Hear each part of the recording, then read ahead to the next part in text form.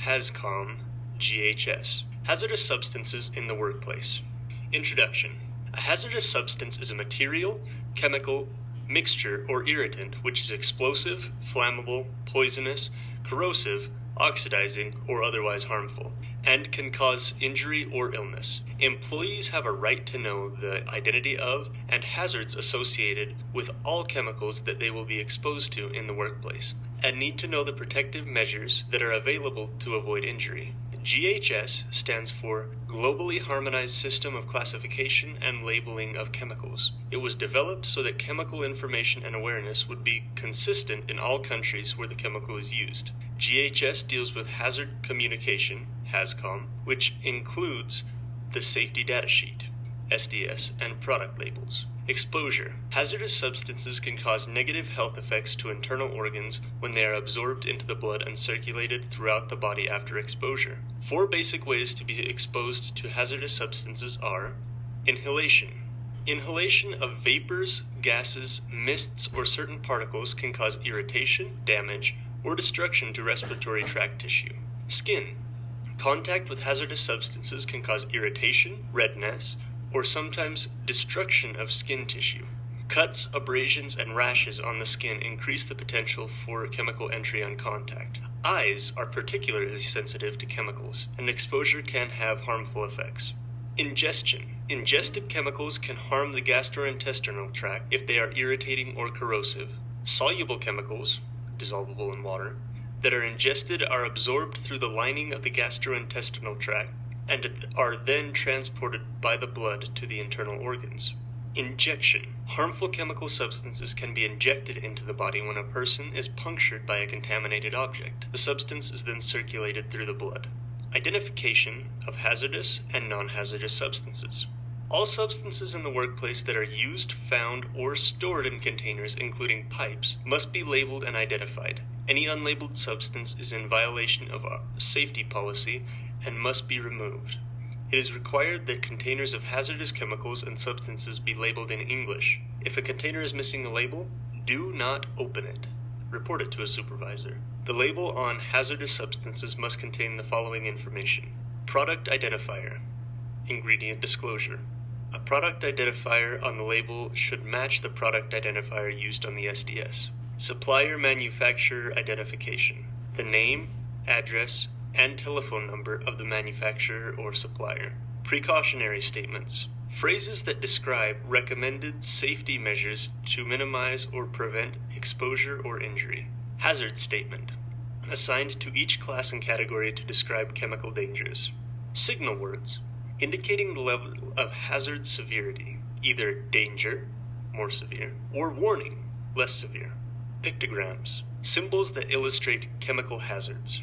The label on non-hazardous substances must contain the name of the product or chemical. Chemicals that are generated by work operations must be identified as well. For example, welding fumes, exhaust fumes, and dust are all chemical exposures and are potentially hazardous.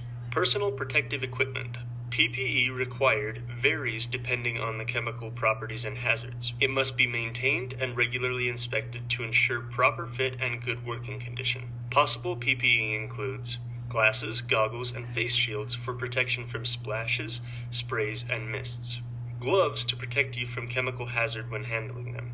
Respirators and dust masks when working in areas where hazardous vapors, fumes, and dust are present. Foot, head, and full body protection, hazmat suits, to guard against contamination from corrosive materials. Safety data sheets.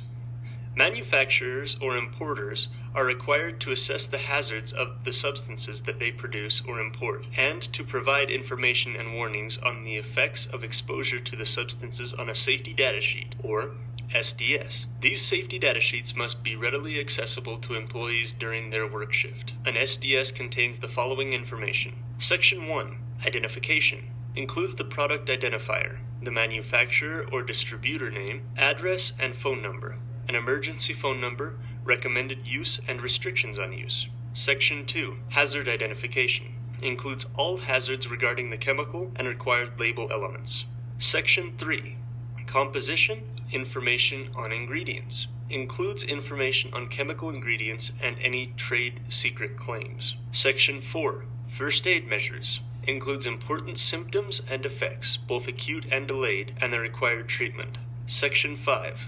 Firefighting measures. Lists suitable extinguishing techniques and equipment, as well as chemical hazards from fire. Section 6. Accidental release measures. Lists emergency procedures, protective equipment, and proper methods of containment and cleanup. Section 7. Handling and storage. Lists precautions for safe handling and storage, including incompatibilities. Section 8.